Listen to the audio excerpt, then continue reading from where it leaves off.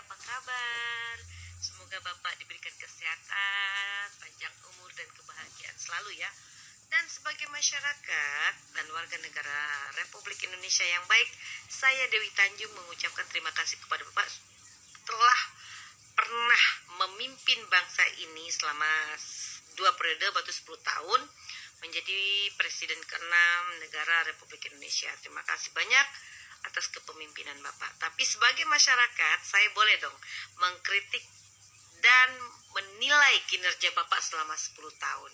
Kalau menurut saya memberikan nilai itu 5. Ya, kinerja Bapak 5.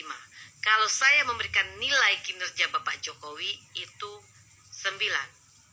Belum sempurna, tapi 9. Jauh lebih baik daripada kinerja Bapak selama menjadi Presiden 10 tahun. Begini Pak, kenapa saya bisa berkata seperti ini? Faktanya memang ya, apa yang dikerjakan Pak Jokowi itu adalah planning di era Bapak. Tapi kan di zaman Bapak jadi Presiden tidak terlaksana ya. Terlalu banyak proyek-proyek yang mangkrak. Contoh ya, terlalu banyak kasus-kasus korupsi yang besar-besar Pak. Satu, saya ingatkan kembali, mega kasus Senturi, mega kasus Hambalang, itu semua di zaman Bapak ya. Lalu 34 proyek listrik yang mangkrak, Petral. Dan ini saya mau mengingatkan Bapak, mungkin Bapak agak lupa atau memang berpura-pura lupa atau bagaimana. Saya hanya mau mengingatkan Bapak kan saat ini sedang mengkritisi masalah Jiwasraya, dan Bapak meminta apakah dana Jiwasraya itu ada masuk ke dalam aliran dana Pilpres 2019 kemarin, ya kan? Bapak kan meminta itu, ya. Saya hanya mengingatkan, ya, kepada Bapak, dan saya mau bertanya sama Bapak, apa pendapat Bapak tentang pernyataan M. Nazarudin, mantan bendahara umum Partai Demokrat di bawah besutan Bapak SBY, bahwa dana Alkes itu untuk membiayai kampanye Bapak SBY, ya, dan itu diungkapkan di media dan di publik loh sama Bapak M. Nazarudin. Apa pendapat Bapak? Jadi gini Pak, mungkin biasa kita melakukan, jadi kita suka nuduh orang lain, ya kan? Nah, jadi sebaiknya kita jangan seperti itu.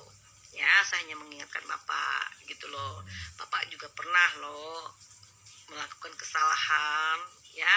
Nggak semua yang Bapak itu sempurna.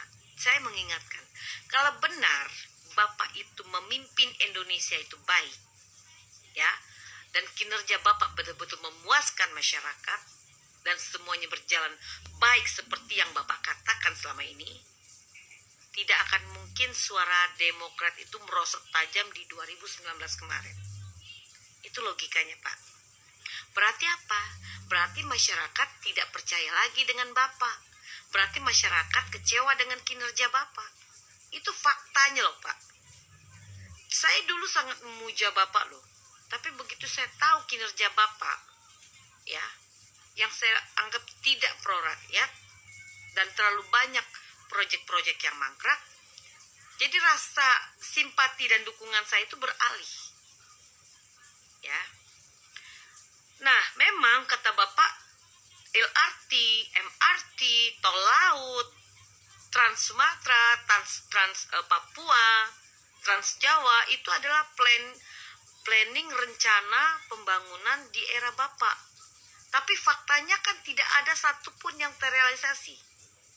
Semua LRT, MRT, Trans Sumatera, Trans Papua, Trans Jawa dibikin di saat kepemimpinan Bapak Jokowi.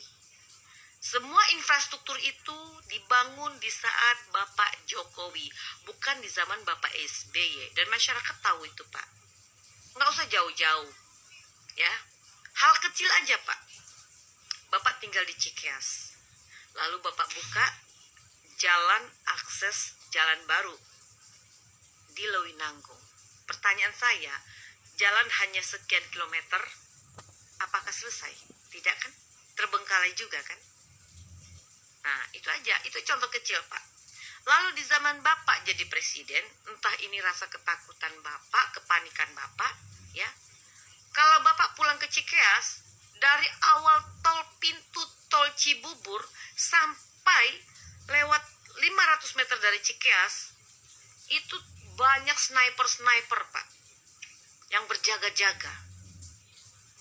Kalau Bapak memang merasa sudah bekerja dengan baik untuk rakyat dan bangsa ini, tidak perlu penjagaan yang begitu ketat Pak. Dari gerbang tol Cibubur sampai ke Cikeas, itu penjagaannya ketat.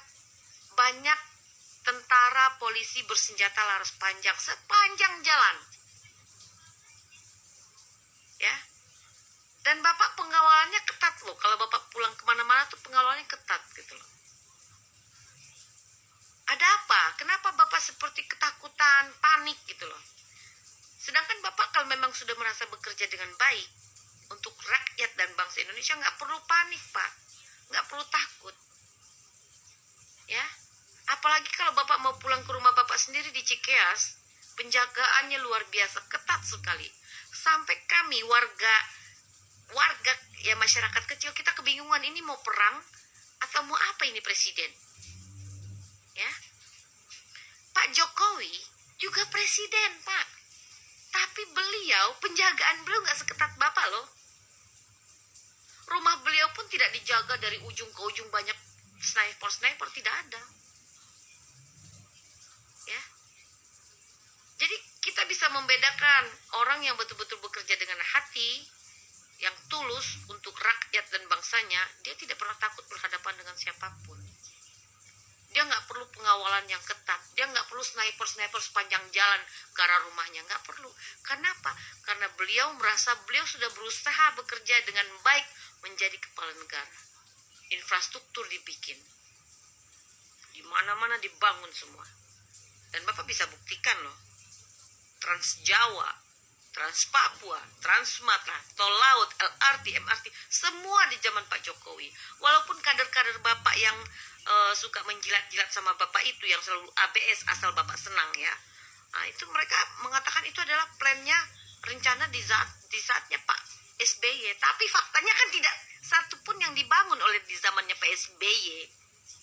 Ya. LRT ada di zaman Pak SBY, tidak? MRT tidak. Tol Laut tidak. Trans Papua tidak.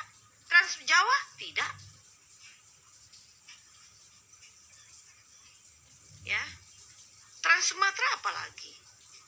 Dan Bapak 10 tahun menjadi presiden. Pertanyaan saya, berapa kali Bapak menginjak tanah Papua? Apa yang pernah Bapak buat untuk tanah Papua? Itu saja. Jadi kita menilainya gampang Pak, sangat simpel. Apabila benar-benar Bapak kinerjanya sudah luar biasa untuk rakyat dan bangsa Indonesia, tidak akan mungkin suara Demokrat merosot tajam di 2019. Mungkin melebihi suara PDI Perjuangan Pak. Kalau memang masyarakat ini puas akan kinerja Bapak. Karena Bapak leadernya loh, leader ketua umum Demokrat. Itu aja. Dan saya sekali lagi berterima kasih kepada Bapak, dan saran saya lebih baik Bapak nggak usah terlalu terjun ke dunia politik, ya Bapak istirahat, bikin lagu, ya kan? Mungkin curahan hati Bapak tulis di lagu-lagu jauh lebih baik, ya kan? Karena suara Bapak kan bagus, ya mending Bapak nyanyi, bikin lagu, menghibur diri, daripada Bapak mencampuri sesuatu yang sudah bukan urusan Bapak, ya. Memang Bapak mantan presiden, tapi sekarang ada presiden lagi Pak. Sudah ada presiden yang memegang jabatan presiden itu. Jadi Bapak sekarang kalau terlalu mencampuri kinerja pemerintah Jokowi, Bapak itu dianggap sama masyarakat itu masih post power syndrome. Ya. Dan saya berharap ke depannya Bapak lebih tenang ya. Buatlah lagu-lagu. Kalau memang Bapak butuh teman duet, saya bersedia kok duet sama Bapak untuk nyanyi. kita bisa nyanyi mengungkapkan kebaperan hati kita, curhat hati kita. Saya juga orangnya aslinya baper sih Pak, suka nyanyi-nyanyi juga gitu loh. Cuma mungkin saya nggak sepinter Bapak bikin lagu. Oke Pak SBY, terima kasih. Assalamualaikum warahmatullahi wabarakatuh.